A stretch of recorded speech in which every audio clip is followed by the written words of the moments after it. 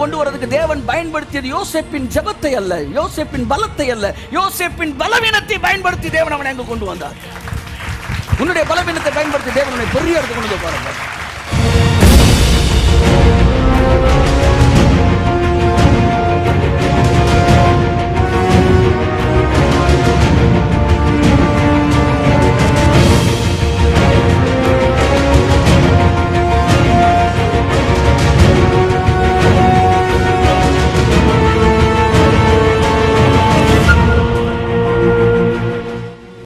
நம்முடைய பலவீனம் தான் ஒரு பலமா? அவர் ரொம்ப லூஸ் ஸ்டாக் சார், அதான் வீக்னஸ். அப்படியா? அப்போ அதை வச்சு அவன் மேலே என் திட்டத்தை நான் நிறைவேற்றுறேன்னுவார். எப்படின்னா, நல்ல குணங்கள் 4 நாள் இருக்கும், 5 நாள் இருக்காது. ஆனால் கெட்ட குணங்கள் எப்பவுமே உங்கள்கிட்ட இருக்குது. அதனால கடவுள் பார்க்குறாரு, அடிக்கடி வந்துட்டு போகிறத நம்பி நான் பிளான் பண்ண முடியாது. எப்பவுமே நிலையா எது இருக்கோ அதை நம்பி தான் நான் பிளான் பண்ண முடியும். அப்போ எது நிலையா இருக்கு? உன் பலவீனம் தான் நிலையா இருக்கு. அதுதான்டா என் பலன் இருக்காரு. கையை தட்டு. உன் பலவீனத்திலே என் பலம் பூரணமாய் விளங்கும்.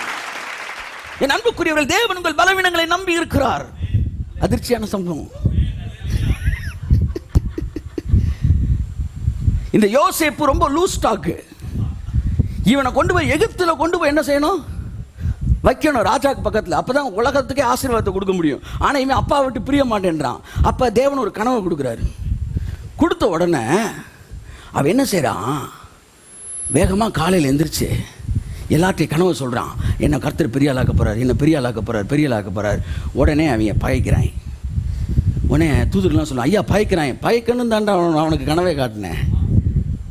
எல்லாம் திட்டுறான். அவனுக்கு அறிவு இல்லை. ஏண்டா உங்கள் அன்னைமாரெலாம் நாங்கள் இருக்கோம், ஒன்று அதுக்கு மேலே கொண்டு வந்துடுவார கர்த்தர்.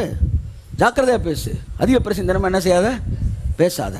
சகோதரர் பகைக்கணும், பகைச்சாதான் விற்பாங்க, விற்றா தான் எகிப்துக்கு போகணும். கர்த்தர் பார்த்துக்கிட்டே இருக்கிறார். அடுத்த நாள் ஒரு கனவு கொடுக்குறாரு. உன்னை தூதுகள் சொல்கிறாங்க, ஒரு இமேஜினேஷன். நேற்று திட்டு வாங்கினார்ல, இன்னைக்கு சொல்ல மாட்டார். நீங்கள் நினைக்கிறீங்களா சொல்லுவாருன்னு? சொல்ல மாட்டார். இவர் சொல்லுவார், அவன் வீக்னஸ் என்னன்னு எனக்கு தெரியும் சொல்லுவான்.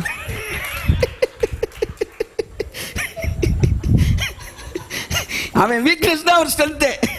இல்லை சொல்ல மாட்டான். அவன் என்னதான் வாங்கப்பட்டாலும் அவன் வாயை மூடவே மாட்டான்.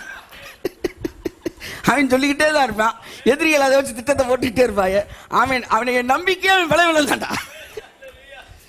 அது வீக்னஸ், தப்பு. நான் அவனுக்கு கனவை காட்டியிருக்க மாட்டேன். அவன் சொல்லணும்னு கனவை நான் காட்டுறேன். 2வது கனவை காட்டினாரு. 2வதையும் அவன் வீக்னஸ் சொல்லிட்டான். அவன் ஒரு இன்னசென்ட் பாய். அவனுக்கு எதுவும் மறைக்க தெரியாது. அந்த பலவீனம் விவேகியோ காரியத்தை பின்னுக்கு அடக்கி வைக்கிறான். மூடன் மிகுதியாய் பேசுகிறான். யோசேப்பு ஒரு மூடனா இருந்தான். ஆனா தேவன் அவன் பலவீனத்தை தன்னுடைய பலமாய் மாற்றிக்கொண்டார். கரெக்டா தூக்குனாரு. பலவீனத்தை வச்சு பஞ்சாயத்தை கூட்டி நேரம் கொண்டு வந்துட்டான் சரியான இடத்துக்குனாரு. அவனை எகிப்துக்கு கொண்டு வரதுக்கு தேவன் பயன்படுத்தியது யோசேப்பின் ஜெபத்தை அல்ல, யோசேப்பின் பலத்தை அல்ல, யோசேப்பின் பலவீனத்தை பயன்படுத்தி தேவன் அவனை எங்க கொண்டு வந்தார். உன்னுடைய பலவீனத்தை பயன்படுத்தி தேவன் உன்னை பெரிய இடத்துக்கு கொண்டு வந்து பாருப்பா. இந்த சிம்சோன் இருக்கான் பார்த்தீங்களா? இந்த சிம்சோன் வந்து பெலிஸ்தியர்களோட பஞ்சாயத்து பண்ணாதான் இந்த பெலிஸ்தர்களை அடிக்க முடியும். ஆனால் சிம்சோன் சரியான உடம்புன்ற சரியான தில்லு, பிரேவ் ஹார்ட். அடிச்ச 1000 பேரை சமாளிப்பான். Reality, he's a real hero. MGR மாதிரி ரியல் ஹீரோ கிடையாது, ரியல் ஹீரோ. ஆனா சாம்சன் ரியல் ஹீரோ. ஆனா இவன் பகைக்கவே மாட்டேன்றான். யார? பெலிஸ்தியர்களை. அவன் கண்ணுக்கு முன்னாடி ஒரு இட்லி கடை அடிக்கிறான், நொறுக்குறாங்க. ஒரு பேச்சுக்கு சொல்றேன், இட்லி கடை எங்க இருக்குன்னு கேட்காதீங்க.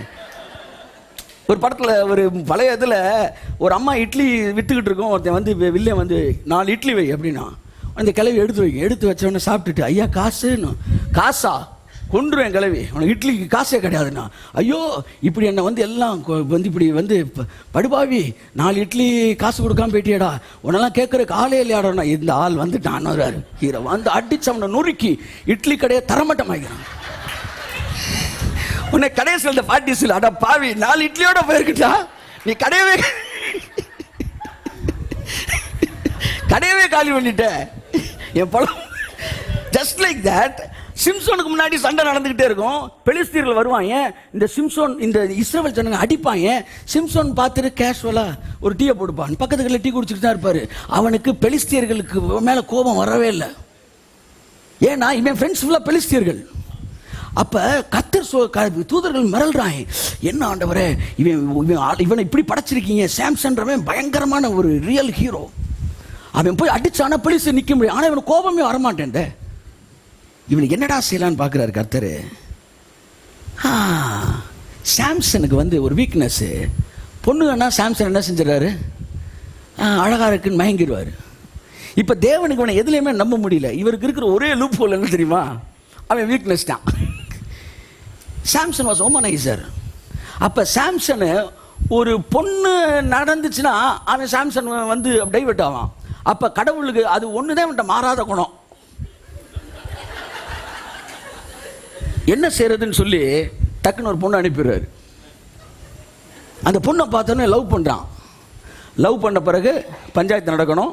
அப்புறம் அந்த பஞ்சாயத்தை வச்சு எதிரிகள் அழிக்கணும். இதான் காட்ஸ் பிளான். என் பொண்ணை பார்த்துட்டேன், இந்த பொண்ணு எனக்கு வேணுன்றான். இதெல்லாம் நானாக சொல்கிறேன் நினைக்காதீங்க. பைபிள் சொல்லுது, இந்த காரியம் தேவனே செய்தார் என்பதை அவன் தாயும் தகப்பனும் அறியாதிருந்தார்கள். எந்த காரியம் பதில் சொல்ல முடியாது. God is depending on your weakness. Can you believe it? Can you believe it? அதுக்கு தான் நல்ல broad mind வேணும். God is depending on your weakness. அப்போ எவ்வளோ நல்ல தேவன். பவுல் அழுகிற, ஆண்டவரே இந்த பலவீனம் என்னை விட்டு நீங்கும்படி. பலவீனம்னா பாவம் கிடையாது, அவன்கிட்ட இருந்தது என்னன்னா, யூதர்கள் அவன் மீது வைத்த பிரச்சனை, வியாதியும் கிடையாது, முள்ளாய் அவனுக்கு இருந்தார்கள். கர்த்தர் சொன்னார், உன் பலவீனத்திலே என் பலம் பூரணமாய் விளங்கும், என் கிருபை உனக்கு. கையை தட்டுங்க அவருக்கு.